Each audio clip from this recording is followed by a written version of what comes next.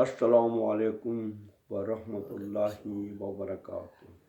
ماشاء اللہ حول ولا قوت الا باللہ العلی العظیم۔ اعوذ باللہ من الشیطان الرجیم۔ بسم اللہ الرحمن الرحیم۔ الحمد للہ رب العالمین والعاقبۃ للمتقین والصلاۃ والسلام علی اشرف الانبیاء والمرسلین ابو القاسم محمد وآلہ الطیبین الطاہرین المعصومین ولعنۃ اللہ علی اعدائہم اجمعین الی یوم الدین۔ اما بعد فقد قال اللہ تبارک و تعالی فی کتابہ بسم اللہ الرحمن الرحیم واخفض لہما جناح الذل من الرحمت وقل رب ارحمہما کما ربیانی صغیرا۔ صلوات بھی دیجیے۔ اللہم صلی علی محمد وعلی اللہ تعالیٰ محمد۔ جل شانہ نے ہماری بقا کے لیے اور والدین کی عظمت کے لیے بیان کیا ہے کہ اے اولاد والدین کہ تم نے اپنے والدین کے آگے اپنے دونوں کندھے جھکا کر رکھو، رحمت کے ساتھ اور محبت کے ساتھ، اور ساتھ ساتھ یہ کہو کہ یا اللہ جیسے انہوں نے بچپن میں ہمارے ساتھ رحم و کرم کیا ہے، اب تو ان پر مزید رحم و کرم فرما۔ صلوات بھی دیجیے۔ اللہم صلی علی محمد وعلی محمد۔ رسول خدا صلی اللہ علیہ وآلہ وسلم نے والدین کے بارے میں بہت کچھ کہا ہے۔ والدین کی رضایت خدا کی رضایت ہے، اور والدین کا مسئلہ ہر گھر کا مسئلہ ہے۔ اللہ تعالی ہمیں اچھے انداز سے اس کو ماننے کی توفیق عطا فرمائے۔ بڑے بڑے بزرگ افراد اپنے والدین کی محبت اور پیار میں ان کے آگے جھکتے رہے ہیں، ان کی باتیں مانی ہیں، اور ان کے مطابق انہوں نے اپنی زندگی بسر کی ہے۔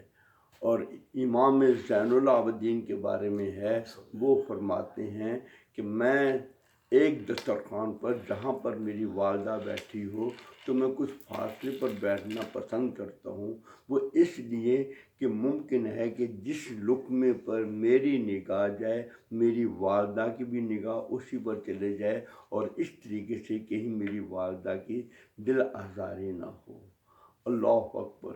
اور اسی طرح امام سجاد علیہ السلام اور ائمہ معصومین سے روایت ہے کہ کسی جوان کو دیکھ لیا کہ وہ اپنے والد محترم کے کاندھوں پر ہاتھ رکھ کے چل رہا تھا، تو امام نے اس کی سرزنش کی، کہا کہ خبردار، تمہیں تو چاہیے اپنے والدین کے سامنے غلاموں کی طرح عاجزانہ چلو، ان کے قدم سے قدم آگے نہ رکھو۔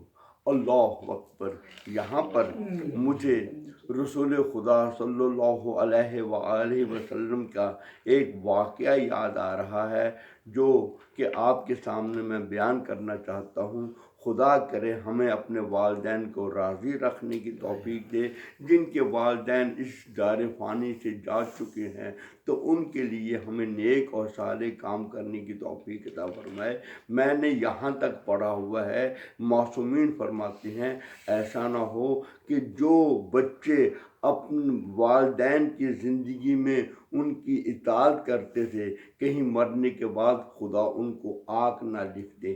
کیوں آگ لکھ دے؟ تاکہ وہ اپنے والدین کو بھول گئے اور ان کو یاد نہیں کرتے، ان کے لیے نیک کام نہیں کرتے، تو خدا ان کو آگ لکھ دیتا ہے۔ اور جو زندگی میں آگ تھے، اگر والدین کے مرنے کے بعد، ان کے جانے کے بعد اپنے والدین کے لیے نیک کام کریں، اچھے کام کریں، قرآن خوانی کریں، صدقہ خیرات دیں، ان کی قضا نمازیں پڑھیں، تو خدا ان بچوں کو پھر مطیع والدین لکھ دیتا ہے، ان کو اجر عطا فرماتا ہے۔ اللہ اکبر۔ امام جعفر صادق علیہ السلام کے پاس ایک شخص آتا ہے، عمار ابن حیان غالباً یہ نام تھا۔ وہ آگے کہتا ہے کہ یا امام، میرا بیٹا میری بہت ہی عزت کرتا ہے، میرا بہت احترام کرتا ہے، میں خدا کا شکر ادا کرتا ہوں۔ تو امام جعفر صادق علیہ السلام فرماتے ہیں کہ میں تمہارے بیٹے کو جانتا تھا، مجھے معلوم تھا کہ وہ بہت اچھا ہے، لیکن جب تم نے اپنے بیٹے کی تعریف کی تو میرے دل میں تمہارے بیٹے کی اور قدر پیدا ہو گئی اور میرے دل میں اس کی اور عزت پیدا ہو گئی۔ یہ ہے کہ اگر والدین اپنے اولاد کی تعریف کرتے ہیں تو اللہ تعالیٰ ہم معصومین بھی ان کی تعریف کرتے ہیں۔ رسول خدا صلی اللہ علیہ وآلہ وسلم کا یہ واقعہ ہے کہ رسول خدا صلی اللہ علیہ وآلہ وسلم کے پاس ایک خاتون ملنے کے لیے آتی ہے تو رسول خدا اس کا استقبال بہت ہی شایانہ طریقے سے کرتے ہیں، بلکہ اپنی کملی کو جو آپ نے اپنے اوپر عبا لے رکھی تھی اس عبا کو اس کے لیے بچھاتے ہیں اور کہتی ہیں تو اس پر بیٹھو، اور اس کی بہت تعریف کی۔ جب وہ چلی جاتی ہے تو اتفاقاً اسی دوران، اسی کے تھوڑے دیر کے بعد اس کا بھائی بھی آتا ہے، تو رسول خدا نے اس کا اتنا استقبال نہیں کیا، معمولی ان کی جو گفتگو کرنی تھی عزت کی اور وہ بات چیت کی۔ صحابہ نے اس کے جانے کے بعد پوچھا کہ یا رسول اللہ، یہ تو مرد تھا، یہ اس کا سگا بھائی ہے، تو آپ نے تو اس لڑکی کی، اس خاتون کی اتنی عزت کی ہے، مگر اس کی عزت کے بارے میں ہمیں وہ چیز نظر نہیں آئی جو کہ اس کی بہن کے لیے کی ہے، یہ کیا وجہ ہے؟ تو رسول خدا فرماتے ہیں کہ میں نے دیکھا ہے، میں نے سنا ہے کہ جو وہ خاتون آئی تھی اپنے والدین کا بہت احترام کرتی ہے اور ان کے احترام میں لگی رہتی ہے، تو اس بنا پر میں نے اس خاتون کی زیادہ عزت کی ہے۔ ایک سلوہ بھیج دیجیے۔ اللہ اکبر، اللہ اکبر۔ اب میں امام اللہ اکبر سید الاوصیاء امام علی علیہ السلام کے حرم میں جو ایک ہندی نامی شخص یہ امامت کراتا تھا، اس کے وسیلے سے ایک واقعہ سنانا چاہتا ہوں۔ وہ واقعہ بڑا عجیب واقعہ ہے۔ کہتے ہیں کہ ایک شخص مسجد سہلہ میں جاتا تھا اور اس نے 40 چہارشنبے یعنی کہ شب بدھ کو منت مانی ہوئی تھی جانے کی۔ جب اس کے 39 چہارشنبے نکل جاتے ہیں، جب وہ 40واں آتا ہے تو اسے جانے میں کچھ غفلت کرتا ہے، کسی وجہ سے لیٹ ہو جاتا ہے، تو وہ یک و تنہا وہ مسجد سہلہ کے لیے نکلتا ہے۔